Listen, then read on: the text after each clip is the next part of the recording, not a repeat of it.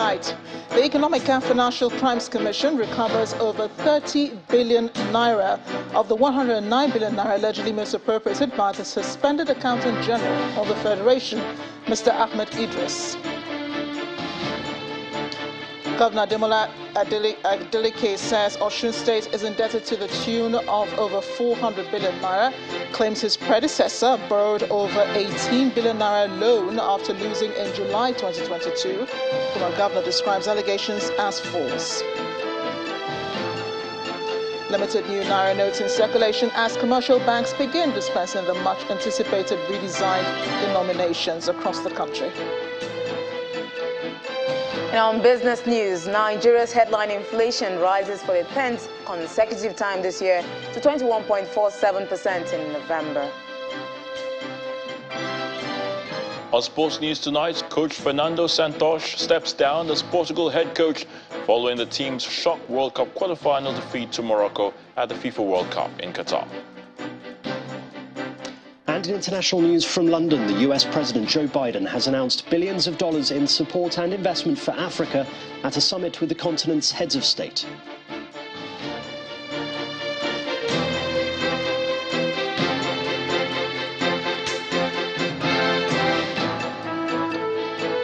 The anti-corruption fight is in full swing. That's the assurance coming from the chairman of the Economic and Financial Crimes Commission, who says that over 30 billion naira out of the 109 billion naira alleged to have been misappropriated by the suspended Accountant General of the Federation, Mr. Ahmed Idris, has been recovered. Mr. Abdulrasheed Bawa stated this today at the weekly ministerial briefing in the State House, Abuja. He also vowed that the Commission would make it difficult for people to launder proceeds of crime in the next few years in the country. Our State House correspondent, Gloria Omezuke, reports. The 62nd Ministerial Weekly Briefing is anchored by the Economic and Financial Crimes Commission. The chairman of the commission had fresh revelations on the monies recovered from the suspended Accountant General of the Federation, Mr. Ahmed Idris. One of the last major investigations that we did was we arrested the Accountant General of the Federation. The Accountant General of the Federation was arrested. Out of that fraudulent activities, the EFCC have recovered over 30 billion now, and we're already prosecuting them. In the last couple of years, under this administration, is there anybody that has not been investigated? Everybody has been investigated, including the EFCC. There were more recoveries, especially from crude oil royalties. $54 million for NUPRC, in terms of royalty that one of the oil companies have not paid. But our investigation led to that recovery. For the recoveries that we are making for NDDC, for instance, between now and probably next week, we are going to transfer to them about 30 billion naira and about 30 million USD.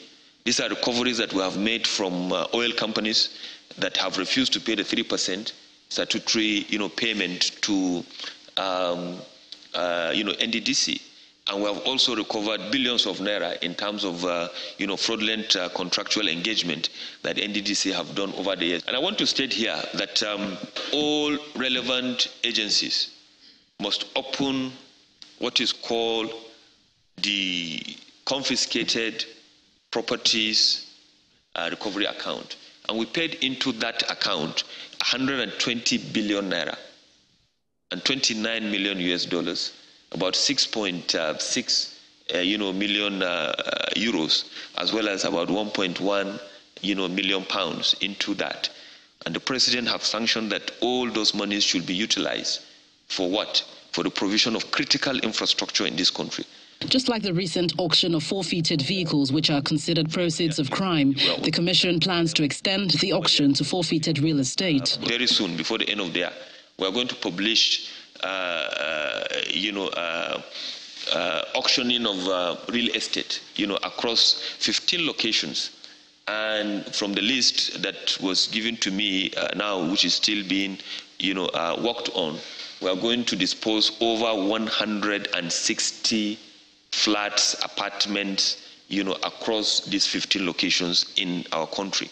He affirms that high-profile politicians are currently on their watch list. From 195 convictions in 2016, the EFCC boss asserts that 3,615 convictions have been recorded in 2022, many of which are cyber-related crimes. The EFCC boss now is determined more than ever to flush out, erring politicians or officers in its current drive to eradicate corruption in the country. From the presidential villa, Gloria Umezuke, Channels Television News. Governor Ademola Adeleke of Osun State says the state is indebted to the tune of 407.32 billion naira, including 76 billion naira on debts on salaries and pensions. The governor claims that his predecessor, Boyega Oyetola, took an 18.04 billion naira bridge finance facility loan after the July 16, 2022 election, which Oyetola lost, and then there is no information on the repayment terms. The governor stated this in an address he delivered at a meeting with the Osun State traditional rulers in Osogbo. However, the former governor has been reacting to this allegation through his former spokesperson, Ismail Omipidon. Mr. Omipidon was guest on Politics Today alongside the governor's media aide. This man said he left 14 billion, and we cannot find any 40 billion in the account. In fact, after paying the salary for November, the treasury is empty. So the Excellency said, okay, let me call the owner of the state, the traditional rulers. Let me tell you, this is what I found. And this data and figure are coming not from Governor Adeleke, but it's coming from the accountant general that worked directly with Governor Oyetola. So all what my brother Omipidon has been saying, we have given out the fact. These are the debts that were not disclosed. If he's claiming that his boss was not the one that contracted it, it is between him and that accountant general, who is still in service and who has all the data. So the other one we want to point out is the 18 billion matter you mentioned. That loan came in July, and it was suspended before they left office this November. And we cannot find any trace, any track of what it was used for. And unfortunately, the repayment terms were also not listed. But Ashiru, that's not even the thing. After the governor's address today, we discover another very big scandalous debt hidden from the people. $100 million contracted and not disclosed. It was after the governor's briefing for the traditional rulers that this came up. And we now got to know that we have another $100 million indebtedness elsewhere. Mr. Rashid talked about the traditional rulers being shocked when they heard about these figures, the loans and all of that. And it raises questions as to just how transparent, how accountable was your principal when he was governor, because that's directly speaking to his performance in terms of accountability and transparency in governance. Thank you very much. I'm very sure that he was there when one of the traditional rulers also got up to speak. That, well, that the Oyetola that they know could not have done this, and that people should not draw conclusion that they should find out. I think what they just did was just to play to the gallery. You see, the truth is, Kayode, find out from people. A lot of Nigerians were amazed how we were able to run Osun for 4 years without taking a loan, a bank facility.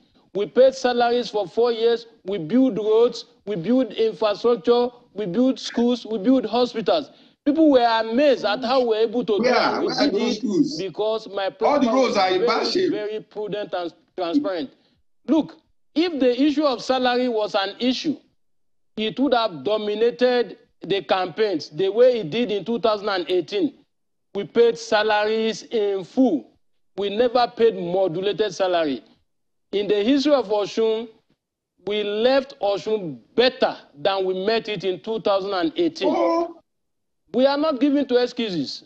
And that was why we were able to do what we did in spite of the huge indebtedness. You could Google. There were months that we collected zero allocation from the federal allocation because of our level of indebtedness. Yet, we never owed salary. Governance never stopped. So we were very, very transparent in all that we did for the 4 years we ran Osun. And I believe that posterity will be kind to my principle. Politics now. The presidential candidate of the People's Democratic Party, Mr. Atiku Abubakar, says he is the stepping stone for an Igbo president in Nigeria. He said it in Awka, the Anambra State capital, where he held his presidential campaign today. The event, which was held at the Alex Ekweme Center, witnessed a large turnout of PDP supporters in Anambra State. Our correspondent, Emperor Simon, reports. Anambra State is the first in the southeast region to receive the People's Democratic Party presidential candidate, Mr. Atiku Abubakar. The Ekweme Square here in Awka is beefing up with a lot of activities in expectation of the arrival of Mr. Abubakar. But what do the people expect of his presidency? To go to travel, if you don't have money for plane, you will not go anywhere because of attack on the road. So the first thing I wish them to do is to tackle insecurity. We are entrepreneurs, we are into commerce, we are into industries. That second component of his 5-point agenda is going to favor us. We want that to be seen to its logical conclusion. The Anambra people have come to show that Atiku Okowa are more or less indigenous of Anambra. They have come to show love.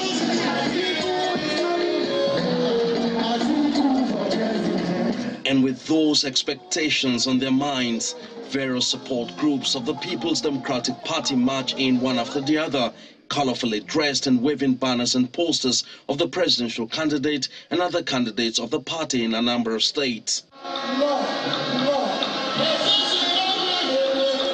Next are members of the PDP National Working Committee, the Board of Trustees and the Presidential Campaign Council, who herald the arrival of Mr. Atiku Abubakar at the venue.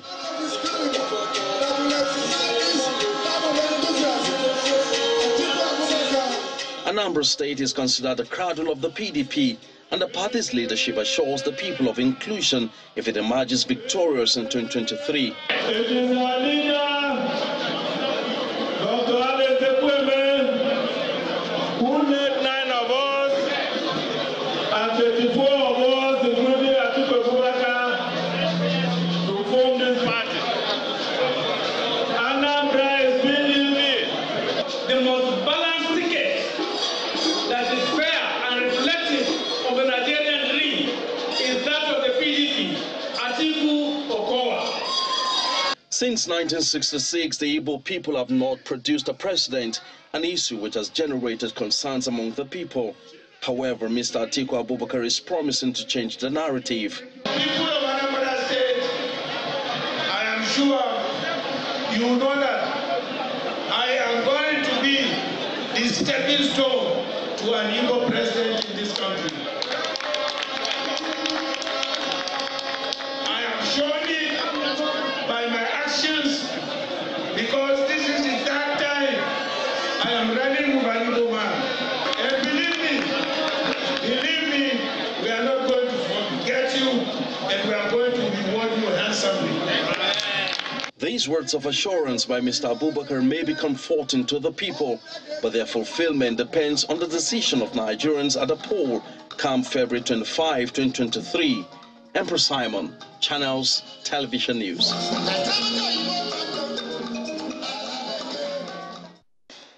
In part 2, after the break, Inspector General of Police hints on security plan ahead of the 2023 general elections.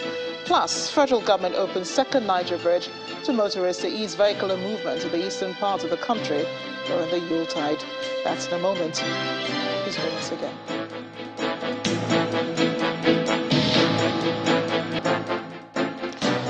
Welcome back. If it has joined us, watching the news at 10, live on Channels Television from our studios in Lagos.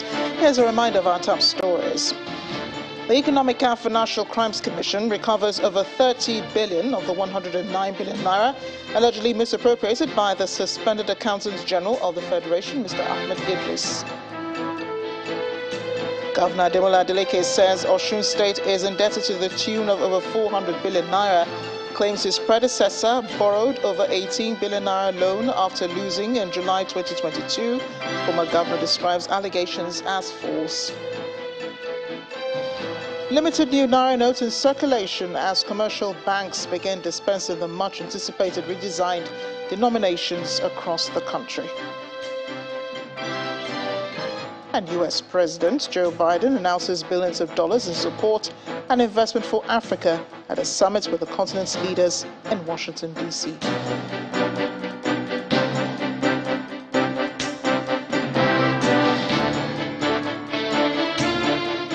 Staying with politics and electioneering, as part of efforts at resolving outstanding internal conflicts ahead of the general elections next year, the Labour Party has set up a Security, Peace and Conflict Resolution Committee. A chief spokesperson of the Obi Dati Presidential Campaign Council, Mr. Yunusa Tanko, stated this during the inauguration of the committee in Abuja. The committee is expected to reconcile the crisis that led to the suspension of the national youth leader, the Ogun State executive of the committee, and the sack of the former acting national publicity secretary of the party. The National Executive Committee, NWC, had a communique issued after its meeting to announce the aforementioned action and promised to set up a disciplinary committee to investigate the activities of the Ogun State ESCO and recommend to the National Working Committee the appropriate further disciplinary action to be taken against the Labour Party executive in Ogun State. However, the National Working Committee has rather set up a disciplinary committee to look into only the case of Ogun State executive, which deems see fit with a wide consultation to constitute a Labour Party security, peace and conflict resolution. The committee is to handle that and every other matter that has to do with grievances and misgiving within the party. Staying with politics, but as it's playing in the courts, the Federal High Court Abuja has dismissed a suit by the former Minister of State for Education, Chukwuemeka Nwajuba, and the Incorporated Trustees of Rights for All International against the All Progressives Congress, the People's Democratic Party, and their presidential candidates. Delivering judgment, Justice Nyang Ekwo declined jurisdiction on the grounds that the plaintiffs lacked the legal right to file the suit. Justice Ekwo, who also described the suit as incompetent and condemned the involvement of RAI, which claimed to be a non-government organization in politically motivated cases. The judge held that RAI went inside the objectives for which it was registered under part of the Companies and Allied Matters Act, by the Corporate Affairs Commission, and taking steps inimical to public policy. Justice Ekwo proceeded to dissolve RAI and ordered the CAC to take over the dissolved group and deal with it in accordance with the provisions of the law. Mr. Nwajuba and RAI had sought, among others, to void the primaries that produced both the APC and PDP presidential candidates for the next presidential election over alleged vote buying. River State now, where the Court of Appeal in Port Harcourt has set aside the judgments of the Federal High Court, which nullified all the candidates of the APC running for office in 2023. A three-man panel of the court, led by Justice Muhammad Lawal Shaibu, held that the High Court judgment delivered by Emmanuel Obile in the case of George Olo and 5 others was faulty, as they failed to exhaust all internal party mechanisms for conflict resolution before instituting the suit. Justice Lawal Shaibu upheld the appeals by the APC while warning lawyers to stop instituting frivolous suits on behalf of politicians. Inspector General of Police, Mr. Usman Alkali Baba, is warning criminal elements against attacking facilities of the Independent National Electoral Commission ahead of the 2023 general elections, saying enough is enough of the barbaric acts.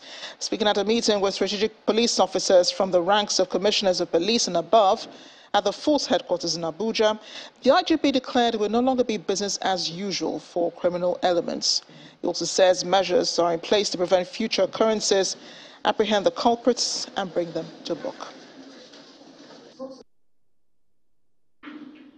In spite of the enormity of these threats, particularly during the early part of the year, I am delighted to note that with the review of our operational strategies acquisition of new specialized operational assets, enhanced intelligence capacity, more purposeful police-community relations framework, enhanced trust and stronger synergy between the Nigeria police, the military, the intelligence community, and other security agencies. And above all, the sacrifice, courage, loyalty, and dedication of personnel of the force across all ranks. We confronted the threats frontally, gallantly, took the battle to the doorsteps of all the criminal elements, and successfully stabilized the internal security order as the year winds down. These engagements discuss issues relating to effective coordination and the delivery of a credible electoral outcome ahead of the 2023 general election. And the takeaways are being incorporated in our broad operational action plan with a view to coming up with an election security plan that will be potent enough to deter or bring anti-democratic elements to justice and keep the internal security order stabilized ahead of the election. It will also be simple enough to create a level playing political field for all parties and political actors while strengthening the confidence of the electors in the electoral process.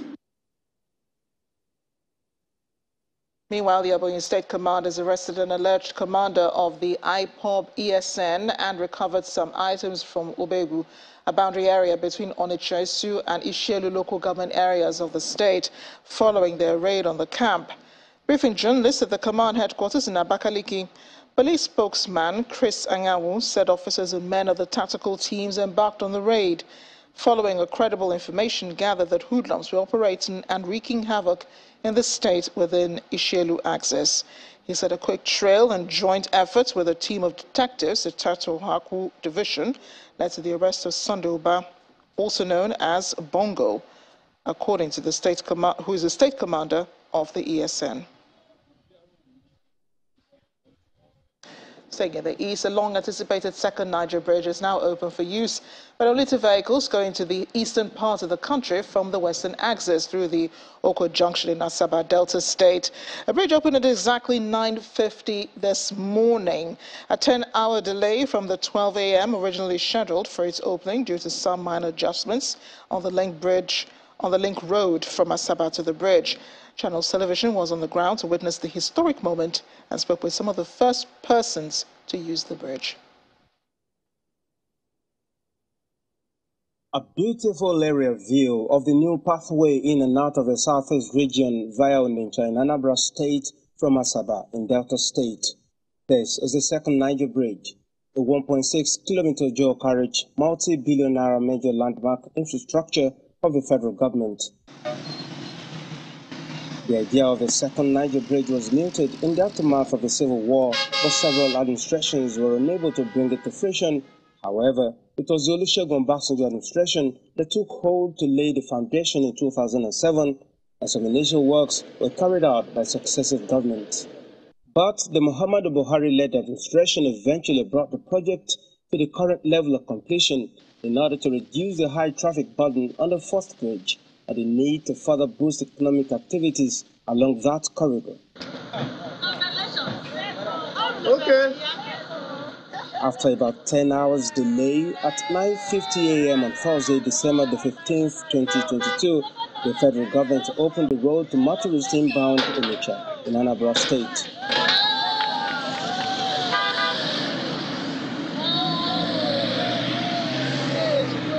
The excited motorists commend the government for seeing it through. For me, it's a thing of joy, today it's a reality. Though it's not 100% completed, so far what we're seeing is impressive. And we commend the present administration, and we hope they complete it before, based on the time frame they are given. I feel so happy, at least to reduce the hold up. We stayed over 1 hour at the other bridge.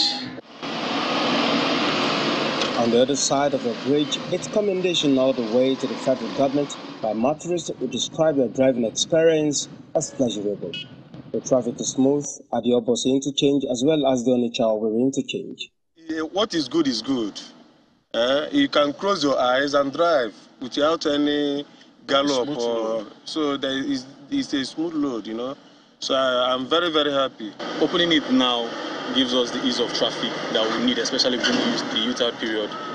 And it's something of honor, and we appreciate the efforts being made towards getting it. This is the first phase of the bridge opening for temporary traffic use during the Yoka season from the west axis to the east from December the 15th, 2022 to January the 3rd, 2023. The bridge, according to the Federal Ministry of Works, is not suitable for heavy vehicles for now due to small turning radius. A toll plaza with 8 lanes in each direction is also being constructed, and this infrastructure will no doubt upscale socio-economic activities in the region. Back to the courts now. The former Deputy President of the Senate, Ike Ekweremadu, is accusing the Economic and Financial Crimes Commission of being responsible for his travails at the London court. The senator, who's been in custody in London over alleged organ harvesting, told the Federal High Court in Abuja today that the anti-graft agency wrote a letter to the London court that made the foreign courts refuse him bail. Ekweremadu's allegations were contained in an application brought by his counsel and Senior Advocate of Nigeria, Adegboyega Awomolo, to the court, seeking an order to set aside the interim order granted in favor of the federal government for forfeiture of his 40 properties within and outside the country. The senator alleged the EFCC fraudulently obtained the forfeiture order for government by concealing information that investigation on the 40 properties started as far back as 2008. However, counsel to the EFCC, Mr. Silvanus Tahir, denied the EFCC was behind Ekweremadu's ordeal, but admits that the agency wrote the London court based on a special request, and it was normal routine for anti-graft agencies to exchange information of mutual interest. The trial judge, Justice Inyang Ekwo, subsequently fixed January 25th next year for ruling in the matter. A Kano Upper Sharia court today sentenced the embattled Islamic cleric Sheikh Abdul Jabbar Kabara to death by hanging for blasphemy. A court presided over by Ibrahim Sarki Yola gave the order while delivering his judgment. He also ordered the state government to seize and take over the cleric's mosques, forfeiture of 182 books of the cleric, and that they be taken to the library for public use. The judge also warned media houses to desist from broadcasting his teachings and ideologies. Sheikh Abdul Jabbar was charged to court for alleged blasphemy against the Holy Prophet and incitement in the state. Meanwhile, hearing of the 100 billion naira suit instituted against the president by Senator Ifeanyi Godwin Ararume stalled today at the Federal High Court in Abuja over improper service of court papers. A suit which was slated for hearing was moved to another date following discovery that the amended originating summons meant for the newly incorporated Nigeria National Petroleum Company was served on the Federal Ministry of Justice. At the day's proceedings, counsel to the NNPC told the court the initial originating summons ordered to be amended to accommodate the Corporate Affairs Commission as a defendant in the suit was not served on him. Counsel to Ararume Chief Chris Uche disagreed with the claims of the NNPC lawyer and that the amended originating summons had been served on all parties as required by law. Justice Inyang Ekwo subsequently shifted definite hearing in the suit until January 11th next year to enable parties to amend their processes to accommodate the Corporate Affairs Commission. Ararume had last month slammed the 100 billion naira suit on President Buhari over his alleged unlawful removal as a non-executive chairman of the Nigerian National Petroleum Company. To the lawmakers now, the Senate and House of Representatives committees on the Niger Delta have screened Mrs. Loretta Onochie as board chairman of the Niger Delta Development Commission, as well as some other board members. But some committee members are against the nomination of Mrs. Onochie on the grounds that it contravenes Section 12, subsection 1 of the NDDC Act 2000. In addition, the 3 senators from Ondo State rejected the nomination of Mr. Charles Ogumola as Executive Director of Projects for the Commission on the same grounds. Our correspondent Linda Kigbe has more. Supporters of the nominees for the chairman and board members of the Niger Delta Development Commission NDDC waiting along the corridors of the National Assembly for an ongoing screening exercise of their leaders. Inside, the nominees are before members of the Senate and House of Representatives committees on Niger Delta to be screened. First up is the former special assistant to President Buhari on social media, Mrs. Loretta Onochie, who is the nominee for the position of NDDC chairman. This is the second time President Buhari is nominating Mrs. Onochie for an appointment. President Buhari nominated her as Commissioner of Independent National Electoral Commission (INEC) in October 2020. However, the Senate rejected her nomination over concerns that she is a card-carrying member of the ruling All Progressives Congress. However, she maintains that she resigned her membership of the party in 2019. I am a good manager of people. But a senator expresses misgivings at her nomination, arguing that it breaches Section 12, subsection 1 of the NDDC Act. On the other hand, some legislators do not support his position. I am of the view that the position of chairman is fluid. It's not clearly stated that the person should come from an oil-producing community. So, but let me make my point clear. Please, it's important, Mr. Chairman. I will not sit here and adopt a situation whereby governments after governments will undermine the very act that has created this. Today, in the Senate, we are faced with a different scenario. She has been nominated as a representative from an oil-producing state and for the purpose of holding a political appointment for which she is eligibly qualified. We have appointed the chairman from our state before that is not from the local government where they produce oil, Chifoyema Ugochukwu. And nobody can tell us to reject this woman. Another nominee for the NDDC board, Mr. Charles Ogumola, does not have the backing of senators from his state. The person presented here this afternoon is not from my senatorial district, he's from Owo. They don't produce oil there at all. Are we, the three senators, jointly, we wrote a petition to the Senate President, and I have a copy of it here. 3 of us signed that he's not suitable because he's not from that area. The committee is expected to come up with a report from this screening exercise and make recommendations to the Senate on the status of these nominees. Linda Akibi, Channels Television News. Their issuance had been much anticipated, but finally Nigerians can now have in their hands the redesigned Naira notes, and already some are recounting divergent experiences as the commercial banks begin dispensing the new notes. Some, however, say they're yet to receive the notes in any of the denominations. CBN Governor Godwin Emefiele had announced December 15 for official issuance of the notes to the public. The new Naira notes are in the banks, and it's already being disbursed to Nigerians as directed by the Central Bank of Nigeria. From Lagos to Abuja and other parts of the country, some customers are accessing the new notes with excitement. However, the notes are rationed. It's better. It's okay, even though they say they spend more to print this. The texture is okay, it's nice, even though we've not seen the lower denomination like they said. But since we've seen that of 1,000, it's okay. Well, you know, in the Nigeria situation, I would say I'm not disappointed. But the situation of the country, we know if our government promises us something, we have to wait for some time before they implement it.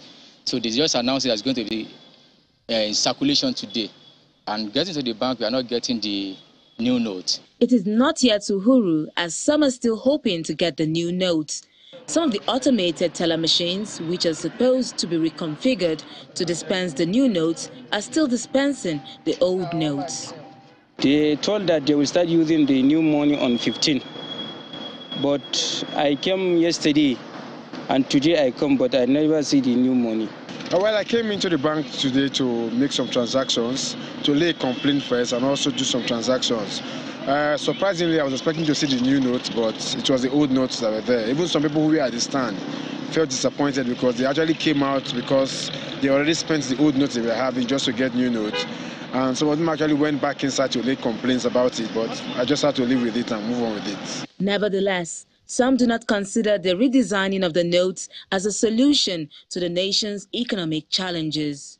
changing the economy of Nigeria is not the made of, it's not currency made. It's not a dictation that comes from the currency, whether they have printed 1,000, they have printed 500, and any notes. It's not. It's our character. The character of the Nigerians. It is the one that will change the economy of our country. I came today and I will draw new notes. I was expecting I'm going to see a lot of changes in the new note. The only thing I see is just the color. As you can see, I'm showing it. Whereas the dispensing of the new notes officially started on Thursday, December 15, it is still expected to continue until January 31, 2023, when the old notes will no longer be a legal tender in Nigeria.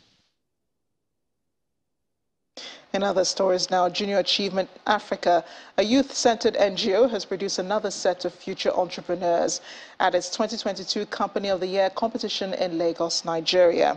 A sub-Saharan African program equips senior secondary school level students with the entrepreneurial skills and mindset to solve problems in their communities by helping them launch ventures. At Moxie Sanitary Sports Enterprises to see a fashionable and comfortable society. Having emerged as national winners, students representing 9 countries of Eswatini, Kenya, Ghana, Nigeria, South Africa, Tanzania, Uganda, Zambia and Zimbabwe put their business acumen to the test as they pitched their businesses before a panel of international business professionals who serve as judges during the 12th edition of Junior Achievement Africa Company of the Year regional competition in Nigeria. RAM means Responsibility Assignment Matrix. This is the climax of what JA Africa has been up to in the past months. It is really an unusual amount of passion, and I would say a lot of the student businesses focused on actually solving a social issue. All we need to do so that we don't fail them is to provide the enabling environment for them to be able to thrive and build these businesses and succeed. Besides the pitches, judges get to see, feel and hear more about their products and services. Absolutely satisfied, in fact more than satisfied. I've been very impressed with the quality of some of the products, the quality of the presentation, etc. Cash prizes, gifts, branded and signature awards from different sponsors are then given out to winners in various categories. Make some noise for Team Eswatini. Time out! Third placed company, Time Out from Eswatini, goes home with $500, a trophy and certificate. Just the second-placed Green Apex Company of Nigeria gets a cash prize of $800, a trophy and certificate. Hekima Incorporated of Zimbabwe wins the grand prize of $1,000, a trophy, certificate, and the opportunity to represent Africa at the Ralph de la Vega Global Entrepreneurship Competition. We almost quit more than 3 times, but I'm glad to say that because of our support from back home, our teachers, our friends, our school, we are able to be here today. Junior Achievement Africa has presence in 13 countries in sub-Saharan Africa and collectively reaches over 300,000 youth in more than 3,000 schools each year. It hopes to extend its reach to all 54 countries in the African continent. In the spirit of the Yuletide, some private healthcare practitioners and professionals in Lagos are already in celebratory mood. It's evident at the Duchess International Hospital in Lagos. It held its Christmas carol recently. According to the management of the hospital, the carol service is another way for the hospital to spread the message of hope to Nigerians as they strive to retain their promise of bringing affordable healthcare to them. Serving humanity across board is a vital function of major industries in the nation's economy.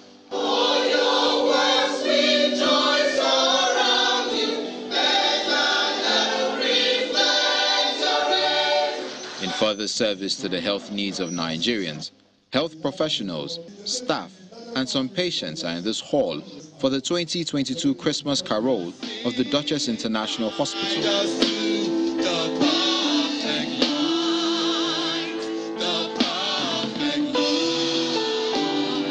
For the medical organization, Christmas, as all times, serves as a period to renew the brand's promises of hope for good health care in Nigeria. The registration fee is 5,000 naira, and for 5,000 naira, somebody can actually see a family physician, and so we pride ourselves on being accessible, and at the same time we also have services that can provide very sophisticated care for people if they need it. We are proud of being an international hospital, and we strive to have the standards to go along with that. The organization restates its intent to continue advancing the presence of affordable health care with the mandate of reducing international medical tourism out of Nigeria. It's about celebration of the spirit of healing, the joy that it brings, and also celebrating the staff which tirelessly keeps working behind the scenes. All these nurses and doctors who may be living away from their family while we all celebrate Christmas. This is a way to dedicate them and say thank you to everybody. What we are saying today is that the Duchess International Hospital is open to all members of the community, the patients, and whoever. Okay, and we're saying come in and celebrate with us today. And we are a one-stop shop for all things primary, secondary, and tertiary healthcare. Our aim is to reverse medical tourism by delivering the highest standards of care. With the brand promise of bringing affordable world-class health care for the entire family, and with the season of good news this Christmas, Duchess International Hospital says it is poised to bring ample remedy to emergency medical needs and critical care to Nigerians. Let's check in on business news now. Here's Will Ibon.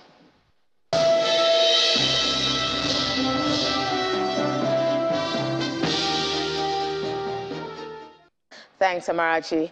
Nigeria's inflation climbed higher to 21.47% in November, up from 21.09% in October. And this is according to the latest report released by the National Bureau of Statistics, NBS. The latest figure, which beats analysts' forecasts, marks the 10th consecutive month of rising inflation in the country. The NBS attributes the rise in prices to food supply disruptions, import cost hikes due to currency depreciation, and a rise in production costs.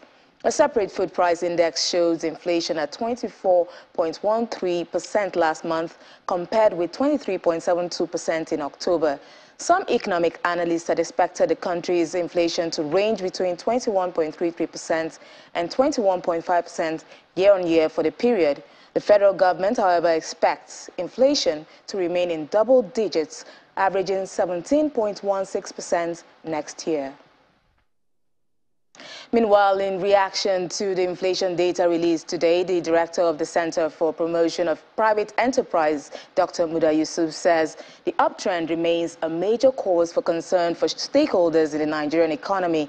The CPP director has asked the central bank to resist the temptation of further monetary policy tightening as the economy is not credit-driven. According to him, taming inflation demands urgent government intervention to fix supply-side constraints in the economy, such as tackling production and productivity constraints, fixing the dysfunctional forex policy, and reducing liquidity injection through ways and means. Now, the Advertising Regulatory Council of Nigeria, ACAN, has mandated that skit creators, social media influencers, bloggers, and others seek its approval before advertising any product or service online. According to the Director General, Advertising Regulatory Council of Nigeria, Dr. Olalekan Fadolapo, the plan is not to regulate content creators, but make sure brand communication adverts are done according to the law. Now, in the UK, the Bank of England has announced a further 0.5% interest rate hike, making it the 9th consecutive rise as the bank attempts to combat double-digit inflation that has caused a widespread cost of living crisis.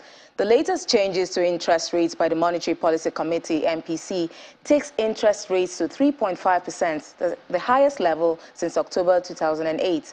Meanwhile, members of the MPC had voted to increase the cost of borrowing after inflation figures in November dropped slightly to 10.7% from 11.11% in October. According to the BOE, the fall in inflation was not enough to support a smaller rate increase as food and energy price rises remain strong. Now back home, the equities market continued its positive performance in today's trading session as investors took a dive in some of the market's big names. Let's hear it from Laddie Williams.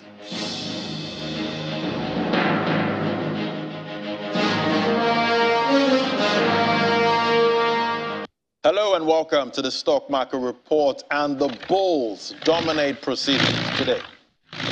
And it's a good one there. 0.49%, almost 0.5%, 49K level, 229 points deeper into that level. Market cap, 26.81 trillion naira. Let's look at the activity chart. We see value and volume in the green, 219 million units there, but the deals in red, 2,672 deals. That's what we had today, lower than what we had yesterday. Now let's look at the market mover today. We see it's MTN Nigeria. They're adding 6 naira to its share price to close up 2.88%, 1.34 million volume there traded. And, well, year-to-date gain now stands about 16.22%. And December is looking quite bullish, even though we got that inflation data today. It'll be interesting to see how the MPC goes about tackling inflation in 2023. And that's the Stock Market Report. I'm Laddie Williams. It's back to you. And that's a wrap on business news. It's back to Amarachi for the rest of the news. Thanks a lot. Well, beyond our shores now, President Muhammadu Buhari has received commendation from his U.S. counterpart for his efforts at deepening democracy, not only in Africa, not only Nigeria, but also in Africa. President Joe Biden encouraged President Buhari and the nation's electoral umpire to remain totally non-partisan as the polls approach. President Biden made the comments in Washington, D.C. during a meeting on Wednesday with leaders of 6 African countries, including those of Democratic Republic of Congo, Gabon, Liberia, Madagascar, and Sierra Leone, slated to have elections next year. A statement released today by the senior special advisor to the president expressed President Biden's understanding of the current challenges facing the country and indicated willingness of the U.S. to offer support in areas of concern. Meanwhile, the U.S. president announced agreement aimed at bolstering trade ties between the United States and Africa as leaders attending the U.S.-Africa Summit in Washington sat to dinner last night. He said a new U.S. agreement with the African Continental Free Trade Area will give American companies access to 1.3 billion people and a market valued at $3.4 trillion. Samuel Pusey has more and Around the World in 5. Good evening and welcome to the channel's studios here in London with your international news around the world in 5. The US President Joe Biden has announced billions of dollars in support and investment for Africa at a summit with the continent's heads of state.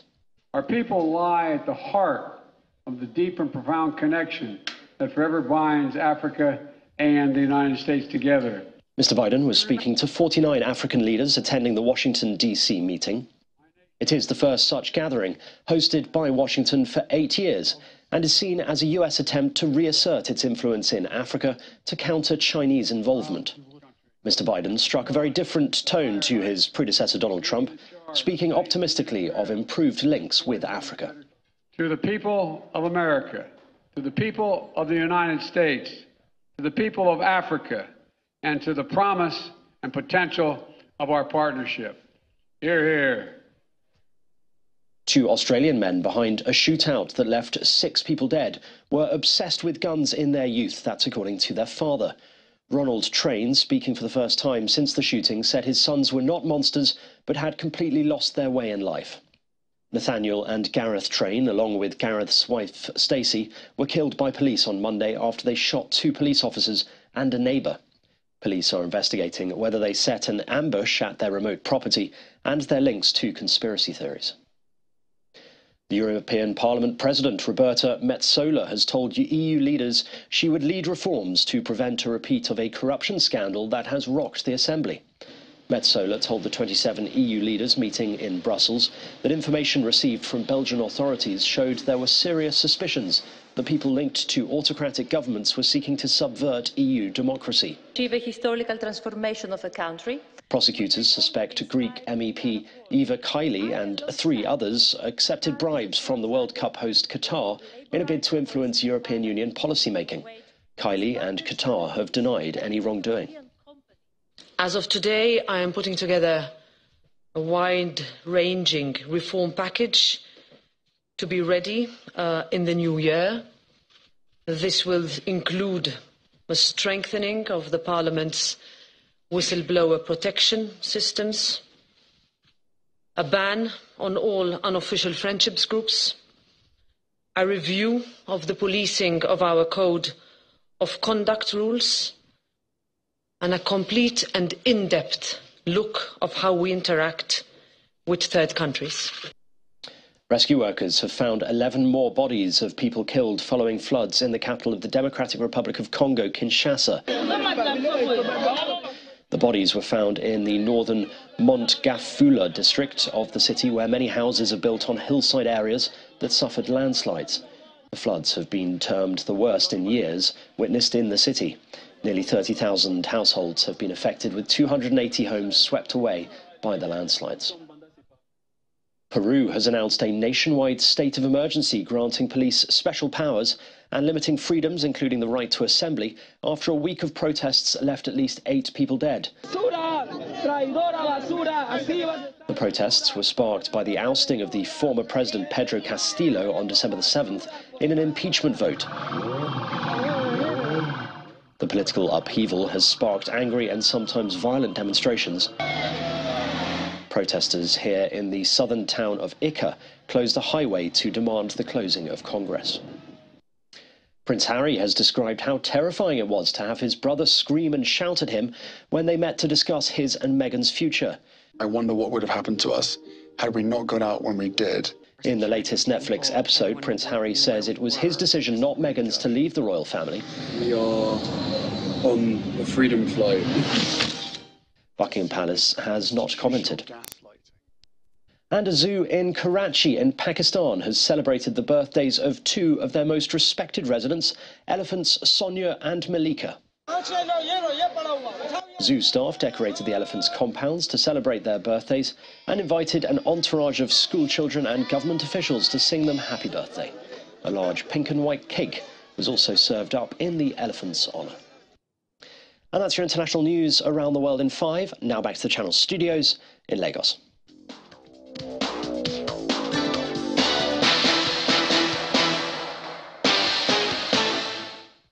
Many thanks, Simon. Welcome to Sports News. Fernando Santos has stepped down as coach of Portugal earlier today following the team's shock World Cup quarter-final loss to Morocco at the FIFA World Cup in Qatar.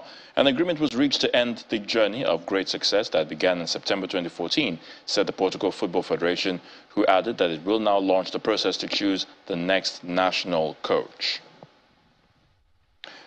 French police have again confirmed several arrests have been made for the 2nd game in a row as football fans were seen hurling fireworks toward police in the streets of Nice after France beat Morocco 2-0 in the World Cup semi-final.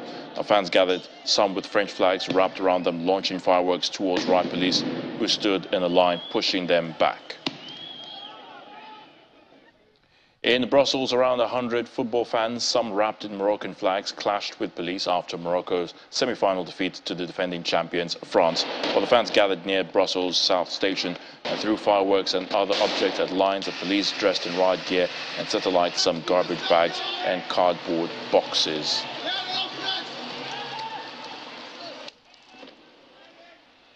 And that Sports News is back to you, Maraj.